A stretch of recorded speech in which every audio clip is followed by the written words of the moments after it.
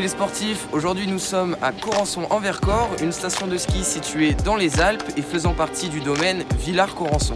Un domaine qui propose pas moins de 125 km de pistes et aujourd'hui nous allons essayer de skier sur toutes ces pistes en seulement une journée. Mais avant, je vais vous expliquer comment nous nous sommes préparés. Donc on rembobine tout. Pour préparer ce défi, nous avons commencé par nous rendre à la station, car oui, pour skier sur les pistes du domaine, c'est préférable d'y être et d'avoir de quoi glisser sur la neige. Une fois le matériel loué, snow pour moi et ski pour les autres, il est temps pour nous de préparer notre trajet qui n'est pas forcément le plus court, mais celui qui est le plus rapide.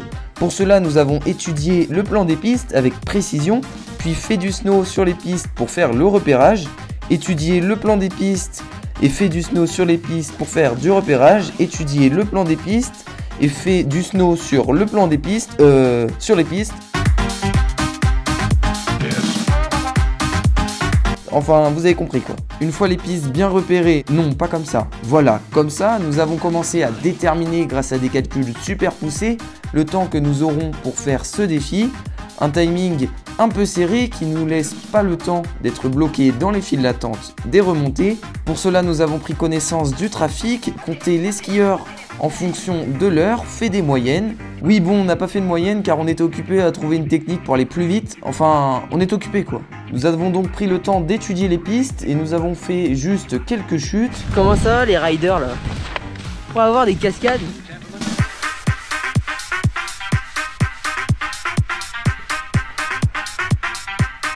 Mais vraiment pas beaucoup. Et pour réussir ce défi, nous nous sommes donc levés de bonne heure, équipés chaudement car nous allons être sur les pistes toute la journée.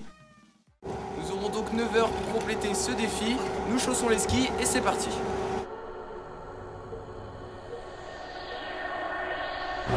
Et ça part. Bon, il prévoyait soleil à la météo mais bon, le temps on a décidé autrement avec pas mal de brouillard. Les premières descentes risquent d'être plutôt compliquées. Oh non, c'est la police, ils viennent te prendre pour faute de mauvais goût. Le Mordor nous appelle.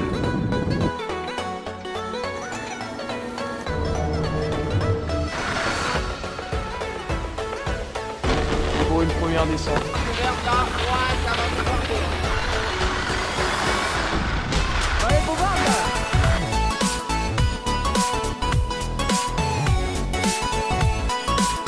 Ça y est, le départ du défi est bel et bien lancé. Nous le commençons avec 3 remontées mécaniques, puis nous prenons Lila, Salamandre et Marmotton, 3 pistes vertes qui se complètent.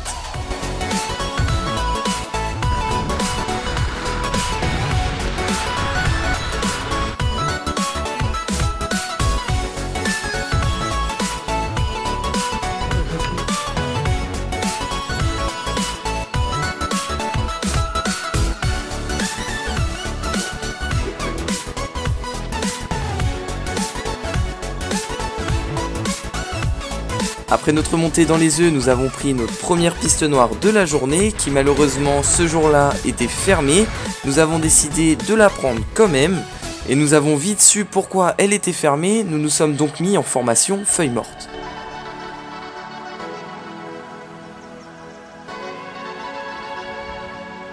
Les impressions de cette piste noire malheureusement fermée que tu as quand même fait, pas terrible.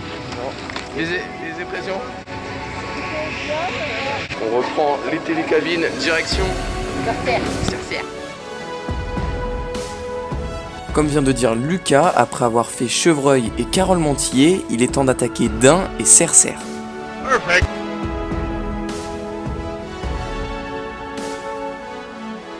Nous remontons donc dans les œufs de Côte 2000 pour pas moins que la 3e fois et entamons la seconde piste noire qui malheureusement à cause du manque de neige ressemblait plus à une piste rouge car il n'y avait aucune bosse.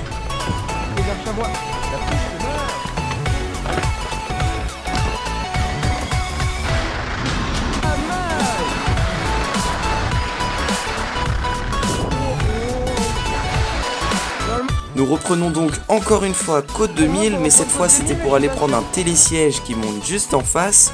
Mais avant cela, il fallait redescendre un petit peu pour le récupérer. Et durant notre descente, nous avons eu droit à des encouragements.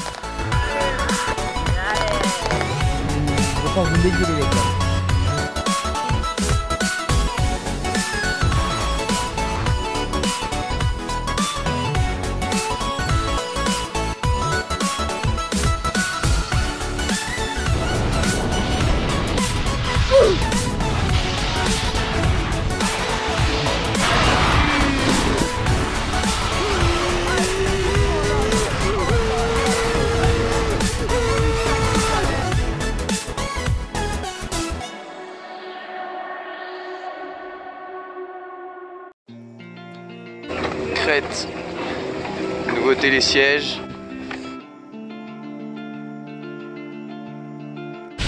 Après avoir descendu Canyon, une piste rouge, nous prenons un nouveau télésiège nommé Crête et nous avons malheureusement toujours le droit à ce temps vraiment pas terrible et plutôt décevant. Là.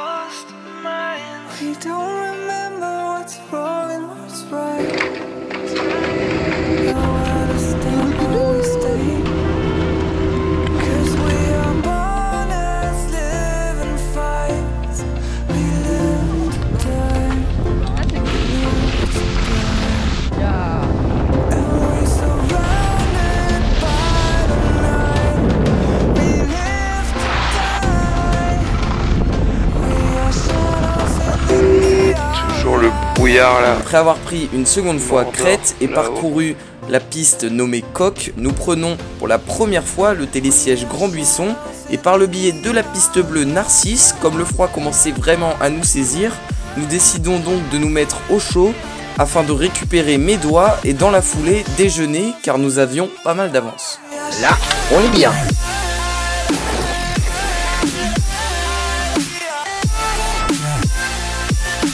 Après un déjeuner bien copieux, nous rechaussons et prenons le premier tire-fesse de l'après-midi, nommé Falaise. Mais hélas, le froid persistait et ce n'est pas le ressenti moins 1000 qui nous aidâmes à nous réchauffer. Ouais, elle a voulu me bouillage là.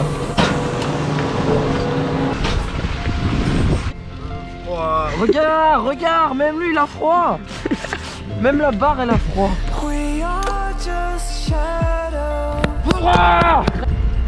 Craquage du mental.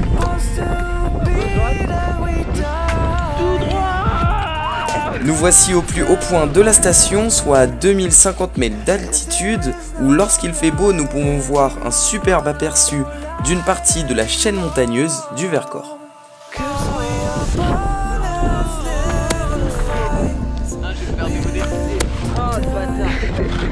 Ah là tu vois des vrais trucs là.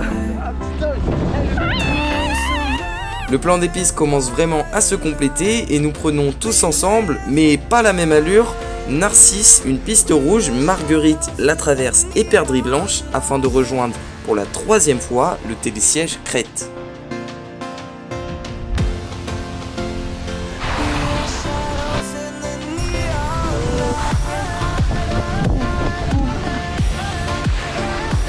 Perdrix Blanche, c'est parti.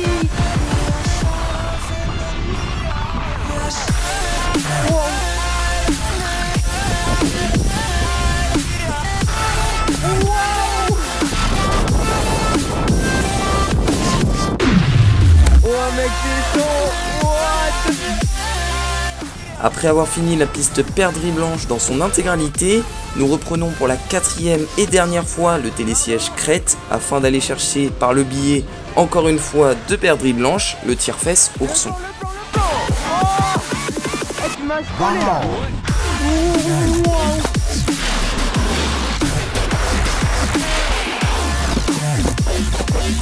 L'antilope Saiga, un animal en danger. D'accord. Pas mal. Allez, faut y aller maintenant. Le beau temps, reviens le beau temps. Le tire-fesse Ourson qui est le seul moyen d'atteindre la piste bleue nommée Bouquetin.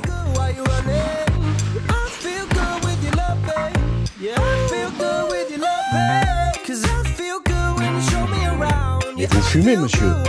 Allez, ça va. Allez.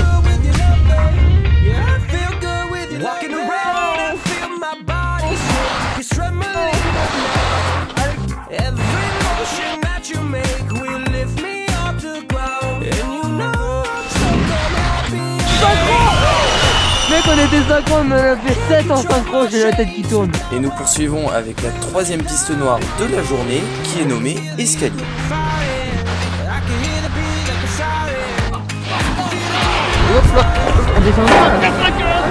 Et qui conclut alors toute la partie de la station Villard-de-Lans. Il manque ainsi plus que quelques pistes de la station Corançon en Vercors. Là on a bientôt fini le défi.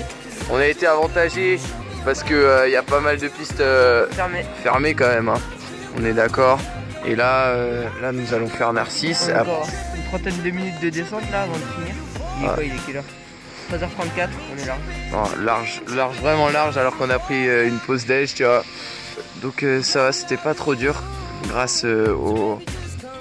Bon, après on n'est pas à l'abri d'une certaine chute, notamment niveau belvédère là. La piste noire, Ouais. grand couloir. Grand couloir qui est réservé aux bons skieurs aujourd'hui, à cause du verglas quoi. Oui, effectivement. Bon, bah on verra bien. Allez. Possession de une seule, mon gazelle. Il y a des centaines de guerriers prêts à tout tenter pour moi.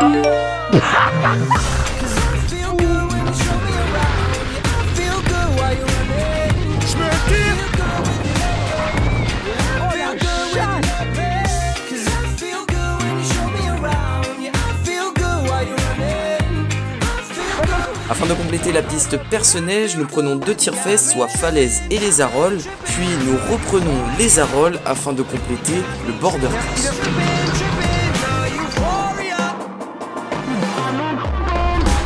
Là-bas là ça a commencé à se découvrir hein.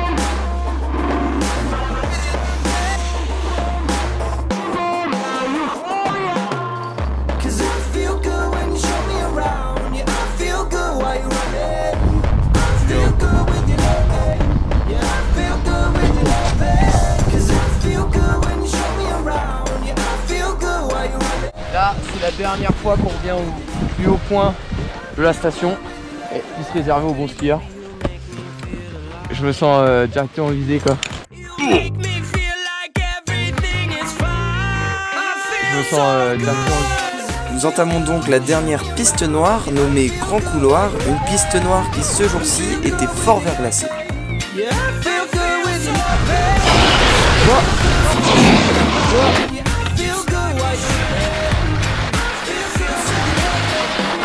It was at this moment that he knew he fucked up.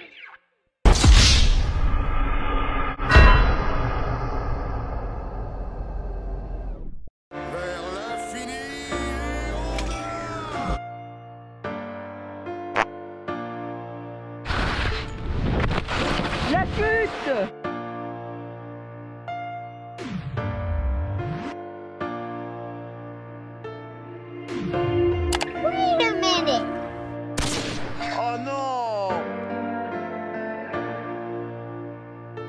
Après avoir assisté à un festival de chutes, nous continuons et descendons jusqu'à 1220 mètres d'altitude afin de récupérer le début du télésiège Claude Laval.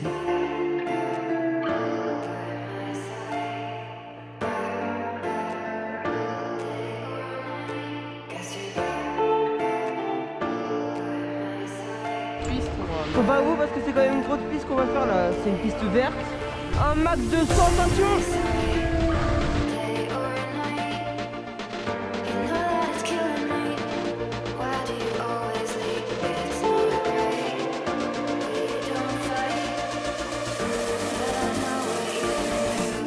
À présent, il ne nous reste plus que des pistes vertes à parcourir et il faut prendre de la vitesse car il y a un long faux plat.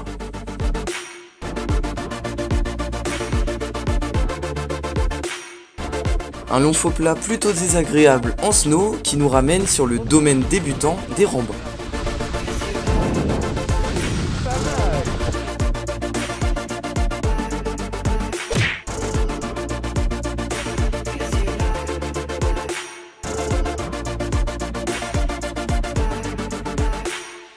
Alors là, nous reprenons le village pour la dernière et ultime remontée pour faire la dernière et ultime dernière piste. Dernière et ultime et dernière piste. L'antilope Saïga de la steppe kazakh. Tu vois quoi là?